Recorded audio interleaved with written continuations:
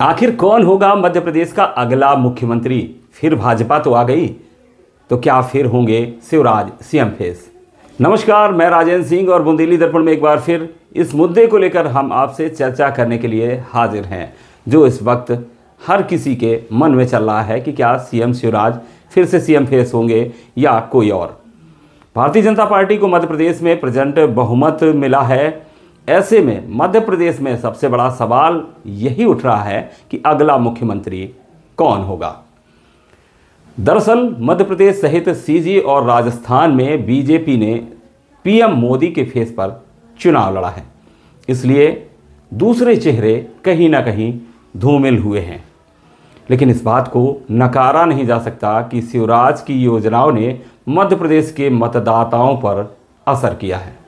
लाडली बहना योजना का भी जमकर असर दिखा, लेकिन सच यह भी है कि पार्टी ने इस बार उन्हें सीएम प्रोजेक्ट नहीं किया। पूरी तरह चुनाव पीएम मोदी के फेस पर ही लड़ा गया है। जहां मध्य प्रदेश में पिछले चुनाव में शिवराज को सीएम फेस करके चुनाव लड़ा गया, जो नारे हुआ करते थे वो भी अधिकतर शिवराज को लेकर ही हुआ करते थे। लेकिन इस बार जो नारा था वो मोदी के मन में एमपी और एमपी के मन में मोदी नारा था। भाजपा ने तब भी चौंकाया था जब उम्मीदवारों की पहली लिस्ट में सीएम शिवराज का नाम नहीं आया था। वो तस्वीर भी आपको बेशक याद होगी, जब एक चुनावी सभा में शिवराज सिंह ने अपने अंदाज में जनता से पूछा था कि मैं चुनाव लड़ूं कि नहीं। इस बार बीजेपी ने 7 सांसदों के अलावा पार्टी के महासचिव कैलाश विजयवर्गीय को भी विधानसभा चुनाव में उतारा, जिससे ये कयास भी लगाए गए कि शिवराज के अलावा भी कोई सीएम हो सकता है। नारा चला कि मोदी के मन में एमपी और एमपी के मन में मोदी। इस नारे ने असर भी किया। जिन दिग्गजों को भाजपा ने विधानसभा चुनाव में उतारा, क्या उनमें से कोई सीएम फेस हो सकता है? बात अगर प्रहलाद पटेल की करें तो उन्होंने नरसिंहपुर विधानसभा क्षेत्र से जबरदस्त जीत हासिल की है। प्रहलाद पटेल ओबीसी से भी आते हैं, उनकी छवि भी निर्विवाद है। महाकौशल से आते हैं और इस इलाके से कोई सीएम बना भी नहीं है। इस इलाके पर बीजेपी आगामी लोकसभा चुनाव में अपनी पकड़ मजबूत कर सकती है, ये भी बड़ी वजह है। यही नहीं, प्रहलाद पटेल केंद्रीय मंत्री हैं, शिवराज सिंह के प्रशंसक हैं और ख़ास बात यह भी है कि पीएम मोदी भी उन्हें पसंद करते हैं। अगला नाम केंद्रीय मंत्री नरेंद्र सिंह तोमर का भी है, जिन्हें भाजपा ने चुनाव अभियान समिति का अध्यक्ष भी बनाया था। प्रचंड जीत भी मिली, इसलिए उनका नाम भी सीएम की रेस में शामिल हो सकता है। बात कैलाश विजयवर्गीय की करें तो राजनीतिक विश्लेषक उन्हें सीएम पद के लिए उतना ताकतवर नहीं मानते।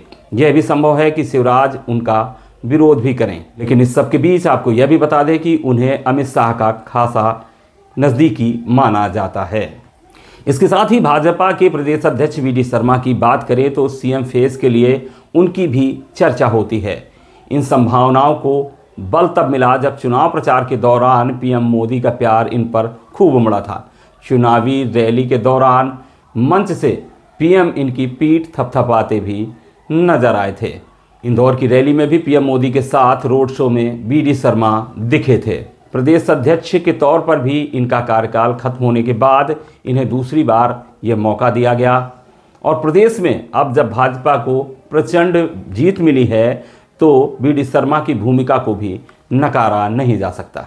बात सिंधिया की करें तो ज्योतिरादित्य सिंधिया के कई समर्थक प्रत्याशी चुनाव हार गए हैं।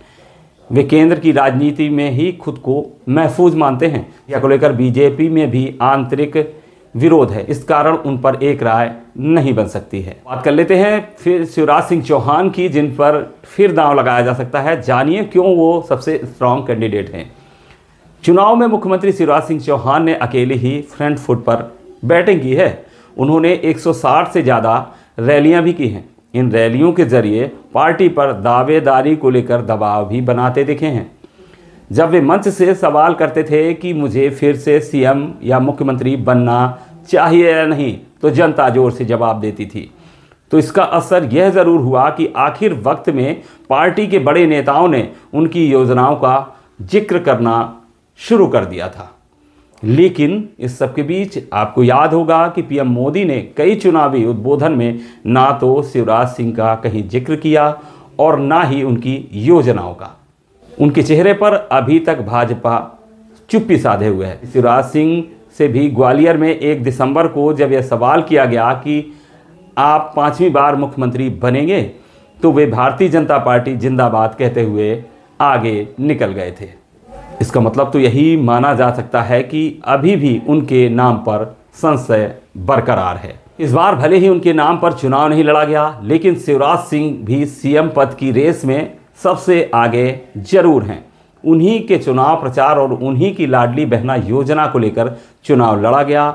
बड़ी बात यह भी है कि उन्हीं के शासनकाल में बीजेपी ने यह प्रचंड जीत हासिल की है। ऐसे में उन्हें फिर सीएम बनाया जाए तो कोई आश्चर्य नहीं होगा। मध्य प्रदेश में भाजपा की सरकार का चेहरा कौन होगा? क्या मुख्यमंत्री शिवराज सिंह चौहान की कुर्सी सुरक्षित रहेगी या उनकी जगह किसी और को बिठाया जाएगा? फिलहाल कीजिए इंतजार। खबरों के लिए जुड़े रहिए बुंदेली दर्पण के साथ। दीजिए मुझे यानी राजन सिंह को इजाज़त। नमस्कार।